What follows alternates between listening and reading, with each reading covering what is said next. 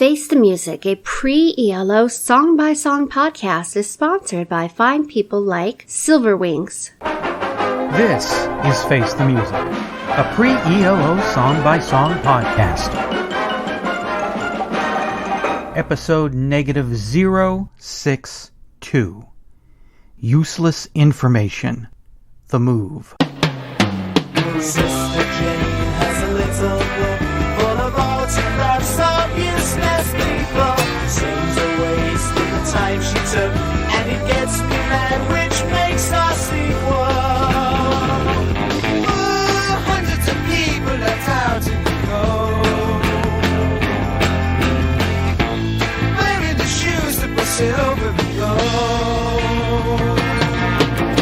Useless information, tons of useless information seems to fill my head with nowhere else to go. Isn't it amazing? What's that song all about? Useless Information was recorded on February 4th, 1968, and is the 8th track on the Move's first album, Move. Carl Wayne sings lead. Did you know Japanese Air Marshal Yoshio Nagamoto invented the zero, then found out it was all for naught? I'm Eric Paul Johnson. And I'm Eric Winsenson. And the Move do a song about the podcast. Useless Information. Well, we could do an entire podcast about James Joyce. Then be Ulysses Information. Oh, I see where you're going there. Yeah. Yeah, you're making a literary joke to somebody who's currently reading a Weird Al biography. Yeah. I despised last week's song. I really hated that. So, it was really, really nice to hear a song that I adore. I love this song. After the onslaught of distorted noise from last week, it was nice to hear a smooth, catchy little pop song here. Didn't rub my nerves the wrong way. So it was a great song. I loved it. I'll have more to say as we go on, but it's a great way to start side 2. For me, anyway. Maybe when Sensen hated it.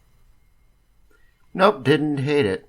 Didn't love it, but didn't hate it. No, it's a good song. There are a lot of aspects about it that I noticed, though. It feels like the Move progressing, I should say. Yeah. I see them moving away from their early singles where they just did everything and threw everything in. It's nice to hear an original song to kind of get the bearings rather than another cover. Mm-hmm. I'm seeing them move closer to what they would become with Jeff Lynne joining the band. Yeah. So where Roy Moove was trying to move the band rather than the psychedelic freakout stuff and throwing everything in to prove what a genius he is to just regular solid songwriting. Yeah. Lyrics are really good on this. Production's really good. You've got some acoustic guitar that pops up here and there throughout the song. Some great vocal melodies on here too. So everything's put together well. I probably will like it, actually, if I hear it more often, to tell you the truth. I like it a lot better. It's just, at this particular point, it's a good song. It's just not a wonderful, mind-blowing song. No, I wouldn't call it mind-blowing. It was definitely pleasing. The first time I heard it was last week, and I loved it right off. I mean, it was such a nice relief to hear a song that didn't really get under my skin in a bad way after what we went through last week. It sounds ahead of its time, actually, to me. It came out in 1968, but it really sounds like early Wizard, maybe early 70s, mid-70s. There's just a sound to it that says to me, if I was to date this, I would say, 1973? It's 5 years ahead of its time. Well, if you were to try to date it, it would probably just say, let's be friends. Yeah, pretty much. My wife would probably have an issue with it, too. That opening drum. That didn't sound 60s to me. That sounded 70s. And also, it reminded me of Ode to a Centipede on the Buckner and Garcia Pac-Man Fever album. Oh, okay. It's interesting to see that the Move influenced Buckner and Garcia and their songs about video games in 1982. Lyrically, I think this is another historic first and probably an historic only time in rock music where the word astracane is used. I haven't heard every song ever, but I find it hard to believe that somebody else used astracane in a song. Well, that's some useless information. That is some useless information. It's a nice coat, something to put over you made out of sheep's wool to keep you warm. Ah, okay. I know what you're talking about. Yeah. As opposed to Astroglide. That's another completely thing. Which I think that's actually been used in a lot more songs. I'm sure, yes. And there's something else here. I see all the time on Facebook people complaining about, technology, it's separating us all. People talking to each other, it's dying. The computers, the phone, it's killing everything. Well, here's a line from a song that's 55 years ago. And it says, "Isn't it amazing? Now you can see why conversation is dying." Isn't it amazing? Now you can see why conversation is dying. It's kind of like what we said when we covered The Way Life's Meant to Be. Everybody thinks that the past used to be great. No, we didn't have these problems in the past. Well, here you go, 55 years ago, and somebody is singing, conversation is dying. Pre-cell phone, pre-internet. I mean, there's even a picture of people sitting on the train or lined up waiting for something. They're all reading newspapers, not talking to each other. And yet, people today bitch about the phone cutting us off from each other. So, really, nothing changes. It's just the technical devices or whatever current technological whipping boy you want to base your tired old gripe on. Nothing really changes. Just the technology does. Just that a phone is able, once again, to give you millions more times of useless information. Lots and lots of useless than the newspaper could. Yeah, no, that's what always gets me is, they're saying, people are sitting there at the table reading their phone. I mean, look at Christmas Story. What does Dad do? He reads the when newspaper. He's not cussing about the furnace or working, he's sitting at the table with his newspaper open, trying to ignore his kids, which I don't blame him. And I do the same thing, sit there with my phone looking up articles and then getting the look from across the table. I'm here. See, I don't mind. I'm an introvert. I don't mind if Tulla looks at her phone while we're out at restaurants or whatever. I mean, we're married. We're around each other all the time. It's not like being at the restaurant is the only time we can talk to each other. And even before the telephones, when I would ride the bus to college, I would read books. Just because I don't want people to talk to me, especially people on the bus. Because most of the time, the strangers on the bus who want to talk to me, one time one of them came up to me and said that he thought that maybe I was, this is a 1992 term because that's when it was, a transsexual. Just because I had long hair and I wasn't a big burly kind of guy. So he came up to me while I'm listening to my Walkman and reading a book, giving off every indication, please do not bother me.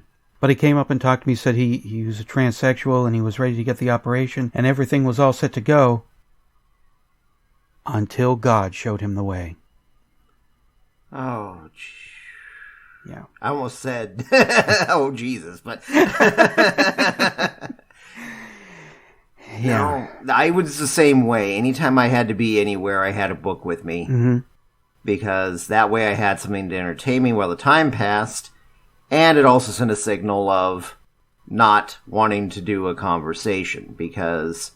Unfortunately, I have found that 90% of public conversations with a stranger, within 15 minutes, it turns to the Jews.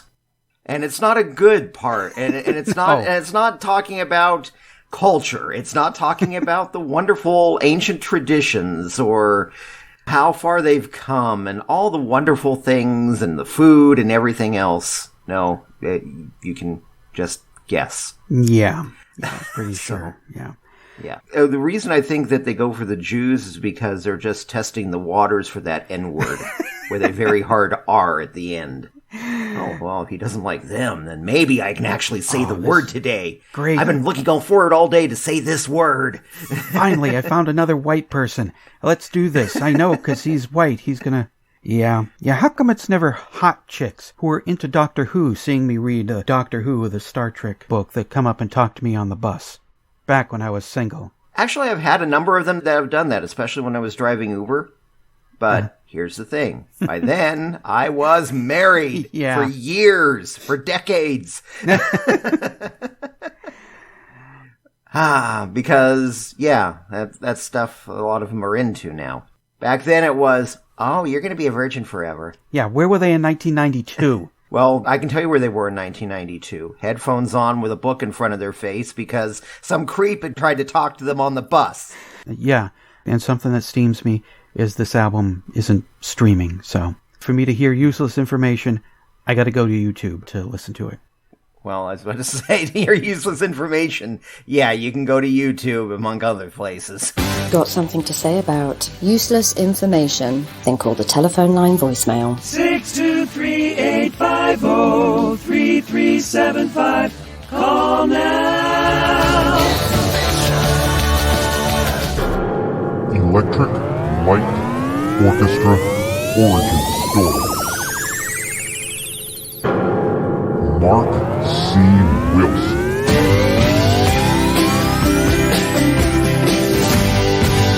It was the 70s, and the radio would not stop playing Livin' Thing. And that's it. That's all he wrote. It's a living thing.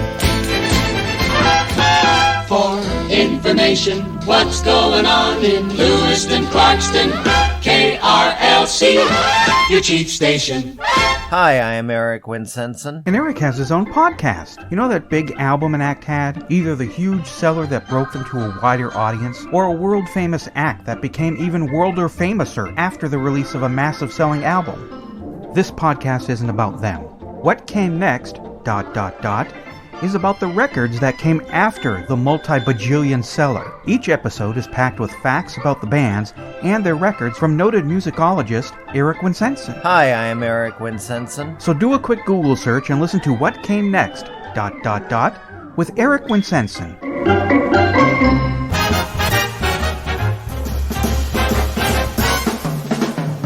Well, hello, this is Dr. Troy with my thoughts on useless information. I love this song. It's one of my favorites by the Moves so far. The tempo and the background vocals, again, excellent use of background vocals on a Moves song, reminds me of a great lost Beach Boys song. Or even, I was kind of using my imagination here, if the Beatles and the Beach Boys had recorded something together, it might have sounded something like this. Or even say, if Paul McCartney had recorded a song in the 70s or 80s and had the Beach Boys do backup vocals, it might sound like this. I was looking at, well, there was actually only one comment on YouTube when I listened to this song.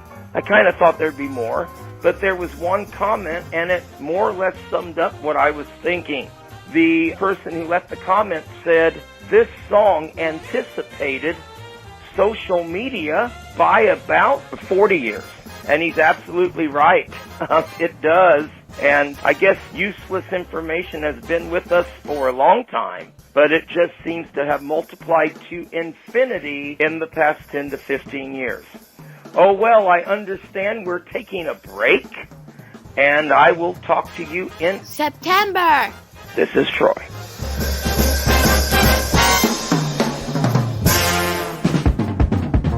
Face the Music, a pre-ELO song-by-song podcast, is a production of Radio Trolla Entertainment Assorted Deli Meats Amalgamated. You can contact us by voicemail at 623-850-3375 or email us at eloftmpodcast@gmail.com and we'll read and reply to it on the show. Keep up to date by joining our Facebook group and spread the word by sharing the link or giving us a quick rating on iTunes. Subscribe to our YouTube page, the Electric Light Orchestra Podcast channel, to hear other goodies. You can financially support the podcast at patreon.com/ELOpod or PayPal using the podcast's email address, or send a check or money order to P.O. Box 1932, Superior, Arizona 85173. Next episode, Sing with the Strings of My Heart.